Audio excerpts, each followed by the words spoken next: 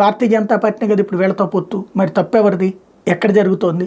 ఈ తప్పుని దురాలోచన చేసినటువంటి వాళ్ళు ఇప్పుడు దూరాలోచన లేదు అన్నటువంటి విషయం గ్రహించి రివర్స్లో అది ఎదుటి వాళ్ళ మీదకి నెపాన్ని నెడదాం అనుకుంటున్నారు. బాగానే ఉంది. కాకపోతే ప్రజలు ఇన్నాళ్ళు 1వ తారీఖు కల్లా తీసుకున్నటువంటి వాళ్ళకి ఇవాళ జగన్ అట్లా ఇవ్వకుండా ఆపుతున్నాడు అంటే నమ్ముతారా?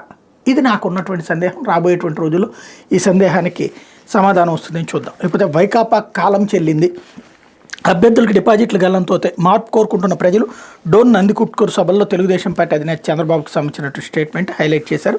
లేకపోతే కుట్రల కూటమితో యుద్ధం, ఎవరి వల్ల మేలు జరిగితే వాళ్ళకే ఓటు వేయండి. చోడవరం, అంబాజీపేట, పొన్నూరు సభల్లో సీఎం జగన్, చోడవరంలో జగన్కి సంబంధించినటువంటి వార్తని ఇక్కడ హైలైట్ చేశారు. అట్లాగే కాపు కాస్తానని కాటేశారు.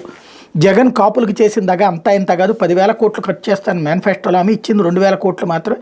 తెలుగుదేశం పార్టీ అమలు చేసిన పలు పథకాలు ఎత్తివేత అంటూ మరొక కాన్సెప్ట్ రాశారు. లేకపోతే ఎన్డీఏ ఉమ్మడి మేనిఫెస్టో నేడు, చంద్రబాబు నివాసంలో విడుదల, ఆధార్ కార్డు ఉన్న కూటమి నేతలు ఇప్పటికే సూపర్ 6పై విస్తృత ప్రచారం, ఉద్యోగాలు, సంక్షేమం, అభివృద్ధి సమ్మిళితం, నేటి అవసరాలు రేపటి ఆకాంక్షలు ఇతివృత్తంగా ప్రణాళిక రూపకల్పన. వెంటనే మన curtain raiser mind game start అయిపోయింది. నేను నిన్నే చెప్పాను కదా, రేపు తెలుగుదేశం మేనిఫెస్టో రిలీజ్ అవుతుంది. ఇప్పుడు మొన్న వైసీపీ మేనిఫెస్టో రిలీజ్ అయింది, అదంతా బూటకమే. వాళ్ళు ఆల్రెడీ అమలు చేసి కొనసాగిస్తానంటే అదంతా బూటకమేనంటూ చెప్పుకొచ్చారు.